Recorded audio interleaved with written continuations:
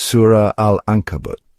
Surah Al Ankabut consists of 69 verses, including the Makkiyah surahs. It is called Al Ankabut because there is the word al-Ankabut, which means spider, in verse 41 of this chapter, where Allah compares the worshippers of idols to a spider who believes in the power of his house as a place for him to take refuge and a place where he traps his prey, even though if the wind blows or a small object falls on it, the house will be destroyed.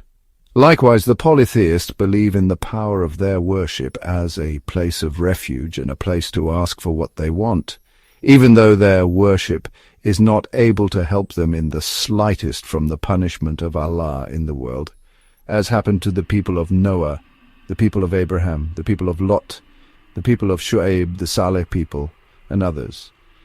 Moreover, facing the punishment of Allah in the hereafter, their idols are even less able to prevent and protect them. The main points of the contents of Surah Al Ankabut. Tests for believers. Mentioned in Surah Al Ankabut, verses 1 to 7. Allah confirms that people will not be left to simply say that they have believed without being tested, because He has tested those before them and knows who is truthful and who is a liar. Those who think that they can escape Allah's punishment because doing evil is very wrong. The time of meeting with Allah will surely come, and Allah is all-hearing, all-knowing.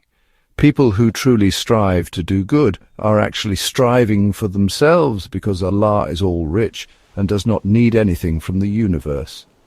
People, those who believe and do good deeds, will have their sins forgiven and will receive the best reward from Allah for their deeds. The command to be devoted to both parents, mentioned in Surah Al Ankabut, verses 8 to 9. Allah commands humans to do good to their parents, but if they force them to associate partners with Him without knowledge, then they must not obey them, because only to Allah will everything return, and He will tell what has been done. People who believe and do good deeds will be included in the group of pious people. The attitude of people weak in faith in facing trials, mentioned in Surah Al Ankabut, verses 10 to 11. Allah emphasizes that among humans there are those who claim to believe in Allah, but when tested for their belief they consider human trials as torment from Allah. However, if help comes from God, they will change their stance. Allah knows for sure who is a believer and who is a hypocrite, and knows what is hidden in human hearts. Inducing unbelievers to mislead believers, mentioned in Surah Al Ankabut, verses 12 to 13. The disbelievers lead the believers astray by inviting them to follow their path of disbelief, but in reality they are not capable of bearing the sins of others, let alone their own sins. They will bear their own sins and the sins of others whom they deceived, and will be held accountable for the lies they always tell on the day of resurrection. Prophet Nuh survived the great flood. Mentioned in Surah Al Ankabut, verses 14 to 15, Allah sent Nuh to his people, and he lived with them for 1,000 years, minus 50 years before they were hit by a great flood as a punishment for their injustice. Noah and the passengers of the ark were saved by Allah, and this event was made a lesson for the entire universe. Prophet Ibrahim's advice to his people is mentioned in Surah Al Ankabut, verses 16 to 18. Ibrahim called his people to worship Allah and be pious to Him, because it is best for them if they know that worshipping other than Allah is only worshipping idols and lies. Only Allah is able to provide sustenance, so ask for sustenance only from Him, worship Him and be grateful to Him, because only to Him will everything return. Ibrahim also reminded them that if they denied Allah's teachings, it would be the same as the people before them, who also denied the apostles, because the apostles' obligation was only to convey Allah's religion clearly. The proposition of the existence of life after death, mentioned in Surah Al Ankabut, verses 19 to 23. Allah shows His power in the creation and resurrection of His creatures, which is an easy thing for Him. Humans are asked to reflect on Allah's creation on earth and acknowledge that Allah is almighty over everything, including events in the afterlife. Allah confirms that He has the power to inflict punishment on whom He wishes and grants mercy to whom He wishes, and reminds that there is no protector or helper except Allah. Those who disbelieve in the verses of Allah and their encounter with Him will despair of Allah's mercy and will suffer a painful punishment. Prophet Ibrahim was saved from the heat of fire. Mentioned in Surah Al Ankabut, verses 24 to 27, Ibrahim was faced with requests from his people to kill or burn him, but Allah saved him from the fire as a sign of His power for the believers. Ibrahim emphasized to his people that worshipping idols was only to create harmonious relations in the world, but on the day of judgment they would deny and curse each other, with their place of return being hell without any helper. Lut also confirmed the prophethood of Ibrahim, who then emigrated according to Allah's command, and Allah gave his descendants, Ishaq and Yaqub, the prophethood and the book, and gave him a reward in this world, so that Ibrahim was among the pious people in the afterlife. Lut's preaching to his people, mentioned in Surah Al Ankabut, verses 28 to 30. Lut rebuked his people for a very heinous homosexual act which had never been done before in the universe. But his people only asked that Allah's punishment be brought down if Lut was among the righteous. Lut prayed for God's help to inflict punishment on the people who had done this damage. The punishment reported by the angel that will befall the people of Lot, mentioned in Surah Al Ankabut, verses 31 to 35. The messengers of Allah came to Ibrahim with the news that they would destroy the oppressive inhabitants of the city, but Ibrahim mentioned the presence of Lut in the city. The messengers of Allah confirmed that they would save Lut and his followers, except for his wife who was an infidel. When the messengers of Allah came to Lut, Lut felt sad and was not strong enough to protect himself, but they guaranteed to save Lut and his followers, except his wife, who was also an infidel. Allah will send down punishment from the sky to the people of the city because of their wicked behavior, and Allah has left a clear sign for a people who give thought.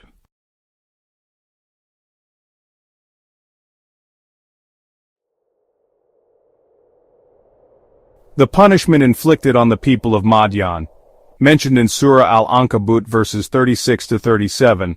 Allah sent their brother Shu'aib to the people of Madian to call them to worship Allah, hope for the reward of the hereafter, and not to do mischief on earth. However, the people of Madian denied Shu'aib, so they were destroyed by a terrible earthquake, and became corpses strewn in their homes. The destruction of the people who denied the apostles, mentioned in Surah Al Ankabut verses 38 to 45. Allah warned about the destruction of the arrogant Ad, Thamud, Qarun, Pharaoh, and Haman on earth, even though Moses had brought clear information to them.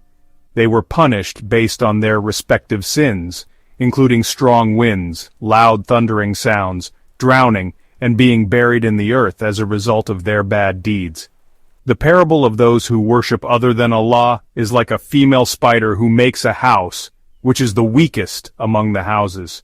Allah knows what is worshipped besides Him, and only people of knowledge can understand these parables.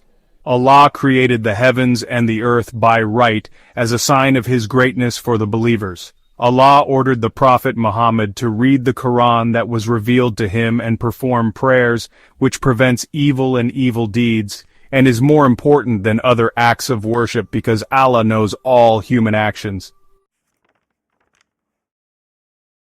Ethics of arguing with the people of the book, mentioned in Surah Al Ankabut, verses 46 to 49. Allah commands not to argue with the people of the book except in a better way, except against those who are unjust among them, by stating belief in the book that was revealed to the Prophet Muhammad and to them, that their God is one. Allah revealed the Quran to the Prophet Muhammad, and those who were given the previous books, such as the Torah and the Gospel, some believed in the Quran, except for the disbelievers who denied the verses of Allah. The Prophet Muhammad never read the previous books or wrote the Quran with his right hand, so that those who denied it felt doubtful. The Quran is clear verses for people of knowledge, and only the unjust deny the verses of Allah. The attitude of the disbelievers of Mecca to the message of the Prophet Muhammad, mentioned in Surah Al Ankabut verses 50 to 55. The disbelievers asked the Prophet Muhammad for a miracle from Allah, but the Prophet Muhammad explained that miracles are only with Allah, while his task is only to give warnings. Allah emphasized that the Quran that was revealed to him is sufficient as a mercy and lesson for the believers. The Prophet Muhammad was asked to be sufficient as a witness between him and the disbelievers, who will be at a loss because of the disbelief and falsehood that they adhere to. Even though they ask for the punishment to come quickly, the punishment of hell will befall them suddenly at a time determined by Allah, without them realizing it, covering them from above and below as a reward for their actions. The command to Hijrah, mentioned in Surah Al Ankabut verses 56 to 60. Allah warns his believing servants that his earth is vast and only to him should they worship. Every living thing will surely taste death, and only to Allah will they all return. Those who believe and do righteous deeds will be given a noble residence in heaven, with rivers flowing beneath it, and they will abide there forever as the best reward for their deeds. This reply is intended for people who are patient and put their trust in Allah, reminding them that many creatures are unable to earn their own sustenance, and only Allah gives sustenance to all creatures, including humans. The pagans' recognition of Allah as Creator, mentioned in Surah Al Ankabut verses 61 to 63. Allah confirms that He created the heavens, earth, sun and moon, but most people do not understand this. Allah determines the sustenance for His servants, whether it expands or narrows it, because He is all-knowing of everything. Even though people admit that it is Allah who sends down water from the sky to revive the dead earth, most of them do not understand this and are not grateful to Him. The character of worldly life and the attitudes of unbelievers, mentioned in Surah Al Ankabut verses 64 to 69. Allah reminds us that the life of this world is only a joke and a game, while the real life is in the hereafter, but most people are not aware of it. People often associate partners with Allah after He has saved them, and they are left to live in disbelief, but one day they will realize their mistakes. Even though Allah has made their land safe, they still choose to believe in falsehood and deny His blessings. Those who invent lies to Allah or reject the truth when it comes are the most unjust, and for the disbelievers, hellfire will be their abode. Allah promises that those who sincerely seek His pleasure will be guided, and He is always with those who do good. Conclusion of Surah Al Ankabut. Surah Al Ankabut explains that someone who claims to be a believer cannot be considered a true believer until his faith is tested and tried. Those whose faith is weak can easily be destroyed when faced with difficulties, and can even return to being infidels. This chapter also emphasizes that hypocrites and infidels will not be spared from Allah's punishment, as experienced by previous nations. Allah likens the polytheists' belief in their idols to a spider's belief in the strength of its web.